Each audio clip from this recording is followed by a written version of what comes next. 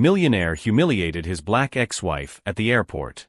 Until an $80 million jet arrived to pick her up. Are you sure you belong here? The question cut through the air in the VIP lounge like a sharp blade, causing all the other passengers to discreetly turn their heads. Richard Thornton stood before his ex-wife with that arrogant smile she knew all too well, holding a glass of champagne as if it were a trophy of war. Diana Williams, 38, sat calmly in an Italian leather armchair, not even blinking. She held a simple coffee cup in her hands, wearing a discreet blazer she had bought at a department store. At Richard's side, his new wife, a platinum blonde with perfectly manicured nails, recorded everything on her cell phone, letting out muffled giggles. Seriously, D. Richard continued, using the nickname that was once affectionate, now turned into mockery. This place is for people of, how can I put it, a certain social standing. Don't you think it would be more appropriate to wait in the common area? The silence in the room was deafening. Other passengers, executives in expensive suits, socialites with designer handbags, watched the scene as if they were watching a live reality show. Diana could feel the curious glances, some amused, others embarrassed. It was exactly the kind of spectacle Richard loved to create, her as the humiliated protagonist of his fantasies of superiority. "Leave her alone, honey," Richard's wife murmured, loud enough for everyone to hear. "Maybe she's cleaning here. It's an honest job." Diana breathed slowly, her fingers squeezing the strap of her simple handbag almost imperceptibly. 5 years ago, she had walked away from that marriage with nothing but her dignity and a small consulting firm that Richard considered child's play. What he didn't know, what no one in that room could have imagined, was that this little game had turned into something that would make his fortune look like pocket change. "You've always been good at pretending you belong in places you shouldn't be," Richard continued, clearly intoxicated by his own cruelty. "Remember when you insisted on going to company dinners? Always so, out of place." Diana finally looked up, meeting his gaze with a calmness that seemed to come from somewhere very deep inside. There was no anger there, no humiliation, just the serenity of someone who knew exactly where she was and why she was there. "I'm waiting for my flight, Richard," she said simply, her clear, firm voice cutting through the low noise in the room. "Your flight?"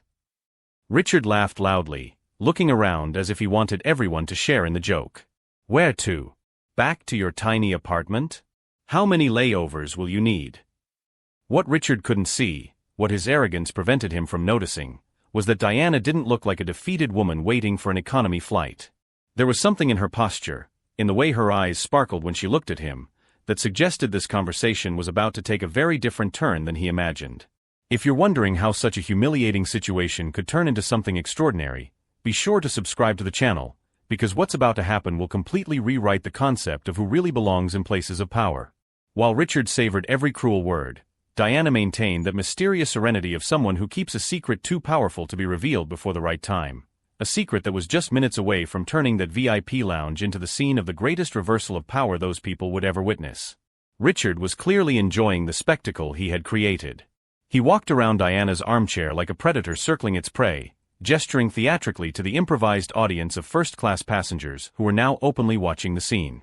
"You don't know Diana," he announced to the room, as if introducing a circus act. "She's always had this, how can I put it, this tendency to fantasize about a life she could never have. Remember when you insisted on going to my company events, honey? Always trying to mingle with real people." Richard's wife, who had introduced herself to anyone who would listen as Brittany, lifestyle influencer, laughed loudly as she adjusted the angle of her cell phone. "Honey, you're being too kind. Tell them about her make-believe company." Diana closed her eyes for a moment, not out of embarrassment, but as if she were mentally reviewing a very important list. Richard interpreted this as vulnerability and intensified his attack. "Oh yes. The famous Williams Consulting," he said, making air quotes. "She rented a 2-square-meter office in a rundown commercial building and pretended to be a business consultant. Do you know how much she made per month? Less than I spent on wine." What Richard didn't know, what his blinding arrogance prevented him from discovering, was that Diana had spent the last 5 years working 18 hours a day, transforming that 2-square-meter office into the headquarters of an operation that now moved sums that would make the Thornton family fortune look like pocket money. During the divorce, Richard had been meticulous in ensuring that Diana walked away with nothing of significance. His lawyers had dissected every asset, every account, every investment. But they had made one fatal mistake. they completely underestimated the ability of a determined black woman to rebuild her life from scratch. I remember when she cried in court, Richard continued, now completely drunk on his own cruelty, begging to keep half the house. Half. As if she had contributed anything other than taking up space. The flashback of that day was still vivid in Diana's mind. The cold, impersonal courtroom where Richard and his 3 expensive lawyers had systematically destroyed any claim she had made about her participation in his business success. They had painted a picture of a woman who had married for money and now wanted an undeserved slice of the empire Richard had built single-handedly. Your Honor, Richard's lead attorney had said that day, Ms. Williams never took an active role in my client's business.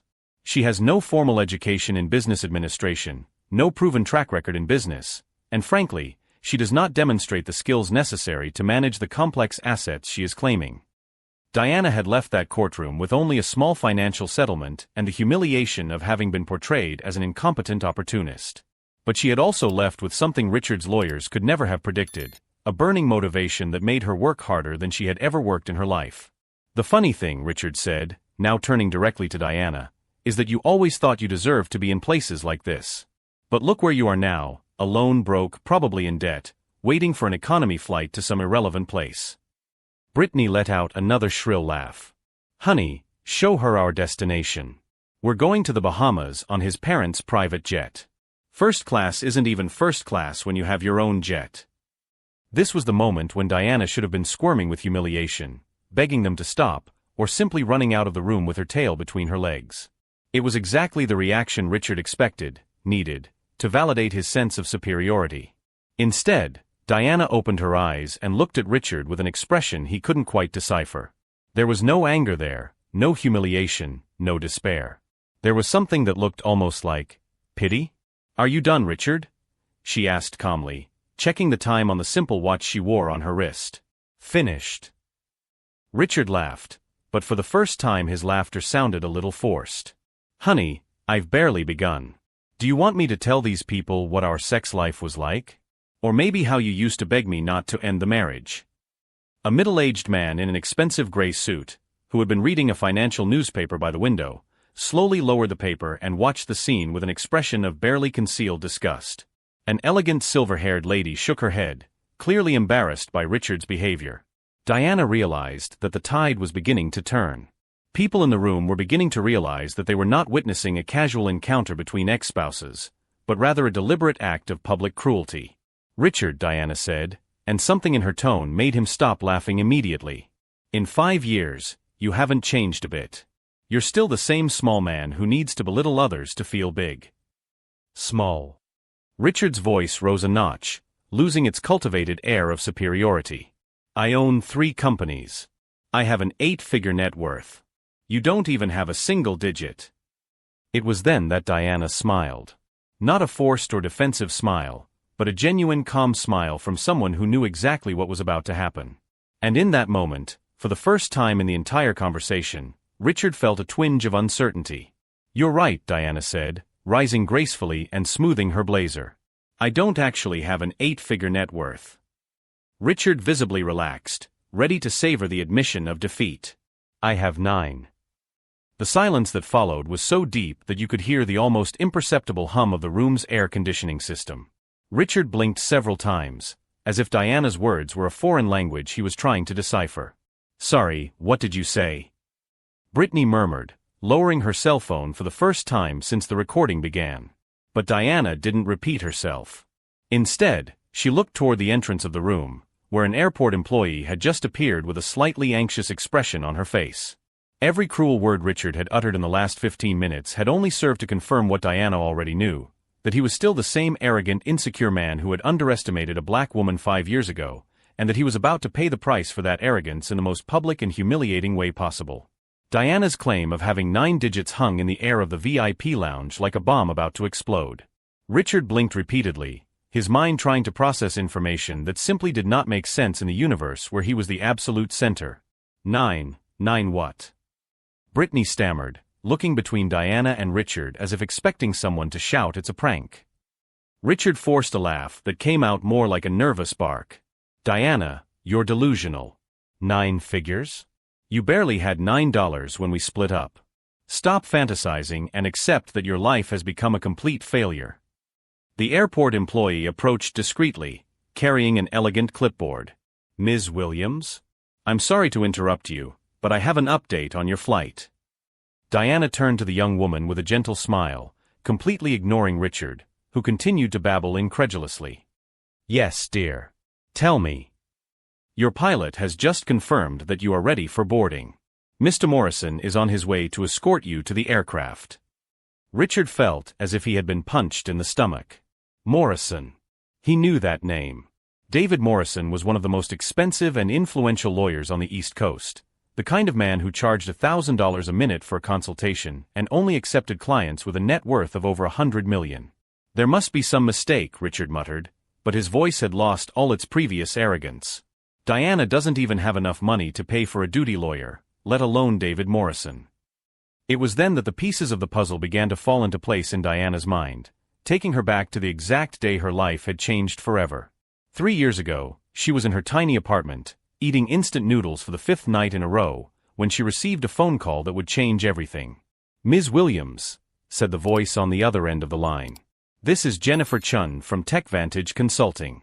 We've heard about your work with micro-entrepreneurs and would like to propose a partnership. Diana almost laughed. TechVantage was one of the largest technology consulting firms in the world, specializing in turning small businesses into corporate giants. The idea that they even knew she existed seemed absurd. I think you have the wrong number, Diana had replied, looking around her 40-square-meter apartment. On the contrary. We've analyzed your cases from the last 2 years. You've turned 17 small businesses into profitable operations using methodologies that our team considers revolutionary. What Jennifer didn't know, what no one knew, was that Diana had developed those methodologies during the sleepless nights after her divorce, channeling her pain into an obsession with proving that she could rebuild lives just as she was rebuilding her own. The partnership with TechVantage had been the first step. Within 6 months, she was consulting for companies that moved millions. Within a year, she was creating strategies for multinational corporations. Within 2 years, she had founded her own consulting firm with offices in 6 countries. But the real masterstroke had come 8 months ago, when Diana discovered that Richard was trying to sell his companies to cover debts he had hidden from everyone, including Brittany. Diana didn't just buy one of his companies through a third party. She bought all 3. And Richard never knew that his black ex-wife, whom he had humiliated in court as incompetent in business, was now literally his boss. Ms. Williams, a deep, familiar voice echoed through the room. David Morrison had arrived, impeccable in his tailored suit, carrying an Italian leather briefcase that probably cost more than most people's cars. Richard visibly paled. Seeing him in the same room as Diana was not just a coincidence. It was confirmation that his ex-wife was operating at a level he had never imagined possible. David, Diana said, rising gracefully. How were the meetings in New York? Productive. The acquisition of Thornton's last company was finalized yesterday afternoon. The documents are ready for your review during the flight. The sound that came out of Richard's throat was somewhere between a groan and a muffled cry. Brittany dropped her cell phone, finally understanding that something very serious was happening. Wait, Richard said, his voice high-pitched with panic. What acquisition? My companies are not for sale. Morrison turned to Richard with the expression of someone who had just noticed something unpleasant on the sole of his shoe. Mr. Thornton. What a coincidence to find you here. Actually, your companies weren't for sale. They were in debt enforcement. My clients simply offered a better price than your creditors. Diana watched Richard's face go through all the stages of grief in a matter of seconds. Denial, anger, bargaining, depression. The realization that he had lost everything to the woman he considered a failure was more devastating than any physical humiliation could be. That's not possible, Richard muttered, more to himself than to anyone else. I checked the finances every week. I had control of everything. You did, Morrison corrected coldly. Before your series of questionable investments and the 3 lawsuits for moral harassment that cost $15 million in out-of-court settlements. Brittany finally found her voice. Richard, what is he talking about? What lawsuits? It was Diana who answered, with a calmness that made the temperature in the room seem to drop a few degrees. Apparently Richard didn't tell you about the former employees he harassed, dear. Or about the loans he took out using the companies as collateral to finance his lifestyle. The entire room was now witnessing the real-time collapse of a man who had spent the last 15 minutes publicly humiliating his ex-wife. Some passengers discreetly took out their cell phones, realizing they were witnessing something extraordinary. "Diana," Richard said, and for the first time his voice carried something approaching desperation. We can talk. Work this out. You don't have to destroy everything I've built."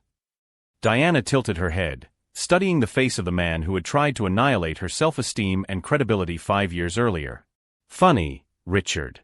When I begged you not to humiliate me in court, when I asked you to maintain a minimum of respect, what was your response again?" Richard swallowed hard. He knew exactly what he had said that day: "You don't deserve respect. You never have." Morrison glanced discreetly at his watch. "Ms. Williams, if you're ready, we could board. The flight to Singapore is scheduled to take off in 20 minutes. Singapore. Richard knew this detail because he had tried unsuccessfully to secure a contract with a technology company there the previous month. A company that, he now realized, probably belonged to Diana. Diana picked up her simple handbag, which Richard now realized was actually a discreet and extremely expensive piece from an exclusive European brand, and smiled at Morrison. "I'm ready." As she headed for the exit, each step echoed like a final sentence for Richard, who remained frozen, watching his entire life crumble before his eyes.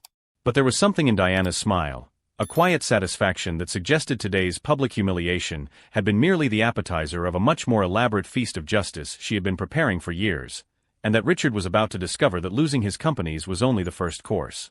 Wait, Richard said, his voice rising in panic as he ran after Diana and Morrison toward the VIP room exit. "You can't just buy my companies. That's not legal." Morrison calmly stopped and turned, opening his Italian briefcase with the precision of a surgeon. "Mr. Thornton, would you like to review the documents? Here is the $4.2 million tax default enforcement order." He held out an official paper. "And here, the $2.8 million unpaid labor debt enforcement order. And this particularly interesting document." Richard snatched the papers from Morrison's hands, his eyes desperately scanning the official stamps and court signatures. Each line he read made his face grow paler. "This document," Morrison continued, pointing to a specific page, "is the execution of a sentence for moral and sexual harassment against 3 former employees. $15.5 million in moral and punitive damages, plus court costs." Brittany, who had been recording everything as if it were content for her social media, slowly lowered her phone. "Richard, what employees? What harassment? You told me these women were trying to take advantage of you." "It's not quite like that," Richard stammered, still trying to process the documents in his hands. "Oh, but it is exactly like that," said Diana, turning to face him for the first time since the conversation began. "Brittany, dear, didn't your boyfriend tell you about Jessica, the marketing analyst he stalked for months until she quit? Or about Carmen, the accountant he blackmailed into keeping quiet about tax irregularities?" Richard swallowed hard. "Diana, you don't know what you're talking about." "Oh, but I know everything, Richard." Diana opened her simple purse and took out a sleek tablet. "Jessica came to me 2 years ago. She had saved all the emails, all the text messages, all the recordings of the private meetings you insisted on having with her after hours." Diana slid her finger across the screen and began to read in a clear, firm voice. "Jessica, if you don't cooperate with me, you can forget about any positive references from this company. You know how difficult it is for a girl like you to find work elsewhere." The silence in the room was absolute. Other passengers had stopped pretending not to be paying attention and were now watching openly, some with expressions of disgust, others simply shocked. "Or this message here," Diana continued, moving on to another screen. "Carmen, the accounting books will be the way I want them. If you don't like my way of doing business, you can look for a job somewhere else. But remember, I have contacts all over town." Brittany now had her hand covering her mouth, her wide eyes fixed on her boyfriend. "Richard, is this true?" "Brittany, honey, let me explain." Richard reached out to her, but Brittany took a step back. Morrison discreetly glanced at his watch. "Ms. Williams, I should mention that the Financial Journal reporter you contacted must be finishing the article on corporate fraud at this very moment. Publication is scheduled for 6 p.m. Eastern Time." Richard felt as if he had been punched in the stomach. What article? Diana, what have you done? I served justice, Diana replied with a calmness that made the room's temperature seem to drop a few degrees. Do you remember the journalist Michael Chun from the Financial Journal? He's been investigating harassment schemes at tech companies. When I handed him 5 years of documented evidence, recordings, emails, and witnesses, he was absolutely fascinated. Diana slid her finger across the tablet screen again. The title of the article is Richard Thornton, How a CEO Built an Empire Through Harassment and Tax Fraud. It's a really interesting read, Richard. They even use that photo of you from Fortune magazine, you know, the one where you're smiling proudly next to the phrase CEO of the Year. Richard began to shake visibly. It wasn't just the money, it wasn't just the companies. It was his reputation, his name, everything he had worked and lied and manipulated for over 2 decades. Diana, please, his voice now carried real desperation. We can work this out. I can pay you not to publish this story. We can make a deal. Diana tilted her head, studying him like an entomologist observing a particularly interesting insect. A deal? Like the deal you offered me in court 5 years ago? When your lawyer said I should accept my place and stop being too ambitious. That was different. It was exactly the same thing, Richard. You always thought you could buy, intimidate, or humiliate anyone who was inconvenient to you. The only difference is that this time you picked the wrong person. Brittany finally found her voice, but it came out as a harsh whisper. Richard, these women, did you really do those things? Richard opened and closed his mouth several times, like a fish out of water. His ability to lie convincingly had been completely destroyed by the weight of the evidence Diana had against him. Things were taken out of context. Context. Diana laughed, but there was no joy in the sound. Brittany, you want to know about context? Let me tell you about when Richard tried to blackmail the city mayor for illegal tax breaks. Or about when he bribed a federal inspector to ignore environmental violations. All properly documented and about to be published. Morrison checked his screen. Ms. Williams, I just received confirmation that federal tax authorities have issued a search and seizure warrant for the offices of Thornton Industries. It must be being executed right now. Richard let out a sound that was half moan, half muffled scream. He clutched the arm of a nearby chair, his legs clearly failing to support him. This can't be happening, he muttered to himself. I was in control. I had everything under control. You did, Diana agreed. Until you underestimated the incompetent black woman you publicly humiliated and left with nothing. That was your greatest weakness, Richard. You could never imagine that someone you considered inferior could be smarter than you. Diana turned to Brittany, who was clearly in shock. Brittany, dear, if I were you, I would check your joint finances. Federal investigations tend to freeze all related assets during investigations. And considering that Richard registered you as common-law spouses. Brittany's eyes widened in horror. What does that mean? It means, Morrison said in a professional tone, that any shared property or accounts may be temporarily inaccessible during the criminal investigation, including the house in Miami you bought last month. Brittany turned to Richard with a fury that completely transformed her Barbie doll face. Richard, you told me the money was clean. You said we had a future together. We do. I'll fix this. How? Brittany screamed, her voice echoing through the VIP lounge. You lost everything. And now I've lost everything too because of your lies. An airport employee approached discreetly. Excuse me, is there a problem here? Other passengers are complaining about the noise. Diana smiled kindly at the employee. There's no problem at all. We were just finishing our conversation. She turned to Richard one last time. Richard, one last thing. Do you remember that board meeting where you said that people like me can't build anything lasting because we don't have the necessary strategic intelligence? Richard nodded mechanically, clearly too stunned to fully process where the conversation was going. Well, Diana smiled, and for the first time the smile carried genuine satisfaction. I built a $400 million empire. And do you know what my first strategic acquisition was? A small digital media company specializing in investigative journalism. They contacted Michael Chun for me. The final revelation hit Richard like a bolt of lightning. It hadn't been luck, it hadn't been coincidence. Diana had orchestrated every aspect of his downfall with the precision of a master chess player. "Diana!" Richard tried one last time, his voice broken and desperate. "Goodbye, Richard," Diana said, picking up her simple purse. "I hope you learned something from this, but honestly, I'm not optimistic." She turned to Morrison. "Shall we go? Our flight to Singapore awaits."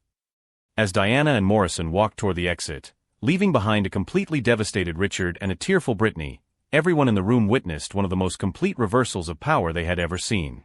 But as Diana gracefully climbed the steps of the private jet, she carried with her not only the satisfaction of justice served, but also one last gift she had saved especially for this moment, a surprise that would turn that personal victory into something much bigger and more lasting than anyone could have imagined. 6 months later, Diana was on the cover of Forbes as CEO of the Year, her company valued at $800 million. Richard, ruined and under investigation by the FBI, had lost everything: his companies, his home, his reputation. Brittany had left him when she discovered his hidden debts. He saw her for the last time in a simple cafe. Diana smiled kindly as she walked past his table, where he was drinking cheap coffee, wearing thrift store clothes. "Richard," she said calmly, "I hope you've learned that true strength doesn't come from humiliating others, but from building something greater than your fears." Richard just nodded, finally understanding the magnitude of the mistake he had made in underestimating an extraordinary woman. Diana's revenge wasn't cruel, it was perfect. She proved that success is the best response to those who try to diminish you. Today, her foundation offers scholarships to Black female entrepreneurs, turning pain into power. If this story inspired you, subscribe to the channel for more stories that prove, never underestimate someone you've humiliated. They may be building the empire that will destroy yours.